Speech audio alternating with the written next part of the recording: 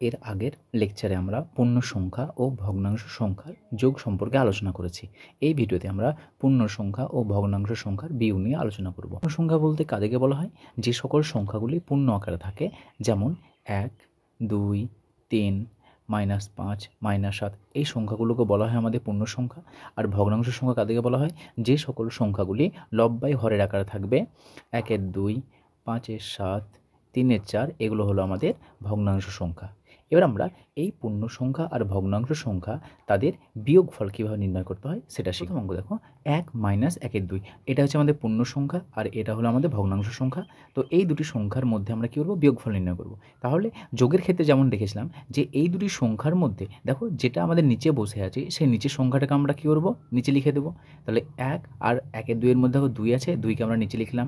এবার এই সংখ্যা যে পূর্ণ সংখ্যা আছে সেই পূর্ণ সংখ্যার সঙ্গে এই যে ভগ্নাংশ আকার আছে, ভগ্নাংশের যে হর আছে এই হরের সঙ্গে এটাকে গুণ করব, মানে এই কোনাকুনি গুণ করব।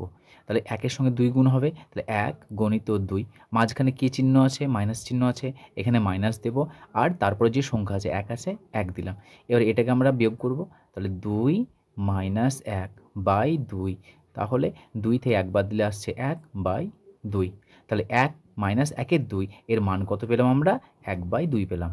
অনুরূপভাবে 3 - 4-এর 5 এটা আমরা বিয়োগ করব। তাহলে এখানে এই দুটি সংখ্যার মধ্যে দেখো ভগ্নাংশ কোনটা রয়েছে? এটা। এর নিচে যে সংখ্যাটি আছে সেই সংখ্যাটিকে আমরা নিচে বসিয়ে দাও, 5। এবার এই সংখ্যার সঙ্গে এই সংখ্যাটি কোনাকুনি গুণ করো। তা 3-এর সঙ্গে 5 গুণ করব, 3 গণিত 5। পরে কী চিহ্ন আছে? মাইনাস আছে, মাইনাস দাও। তারপরে যে সংখ্যা আছে সেই সংখ্যাটাকে বসিয়ে দাও, 4। এবার 3-এর সঙ্গে 5 গুণ করব, 3 × 5 = 15 -4/5। 15 থেকে 4 বাদ দিলে কত হবে আমাদের? 11/5। এটা আমাদের অ্যান্সার। পরবর্তী প্রবলেম দেখো, এই দুটো সংখ্যা কিন্তু সেই পূর্ণ সংখ্যা আর ভগ্নাংশ সংখ্যার মধ্যে বিয়োগ। এটা আমাদের প্রথমে ছিল পূর্ণ সংখ্যা, তারপরে ছিল ভগ্নাংশ। এখানেও তাই ছিল, প্রথমে ছিল পূর্ণ সংখ্যা, তারপরে ভগ্নাংশ সংখ্যা।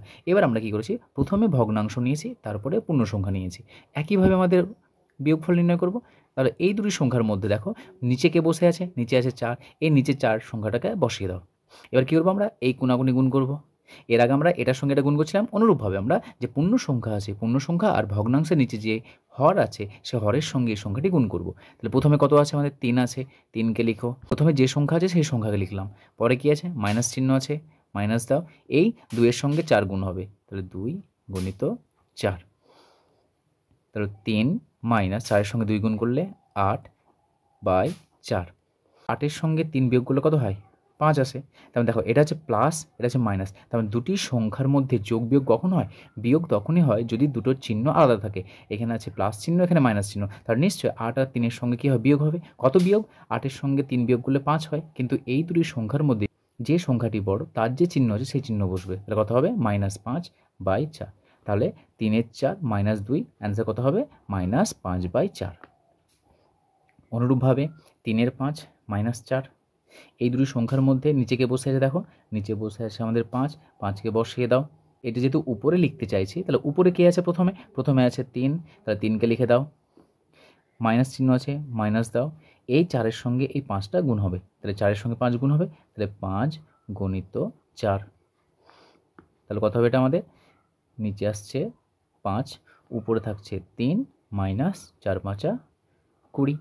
দেখো এটা প্লাস চিহ্ন, এটা মাইনাস, তাহলে এই দুটোর মধ্যে বিয়োগ হবে। তাহলে এক কথায় বিয়োগ কীভাবে করবো? 20 থেকে 3 বাদ দিয়ে দাও। তাহলে 20 থেকে 3 বাদ দিলে কত হবে? 17/5। কিন্তু বিয়োগ ফলের সময় আমরা দেখেছিলাম যে বিয়োগ নির্ণয় করার সময় যে সংখ্যাটি বড় তার যেটা চিহ্ন সেটা আমরা নিব। তাহলে 3 আর 20-র মধ্যে বড় কে? 20 হচ্ছে আমাদের বড়। তাহলে 20-র চিহ্ন কত হচ্ছে? মাইনাস, তাহলে অ্যান্সারে কত হবে? মাইনাস হবে। এটা আমাদের অ্যান্সার।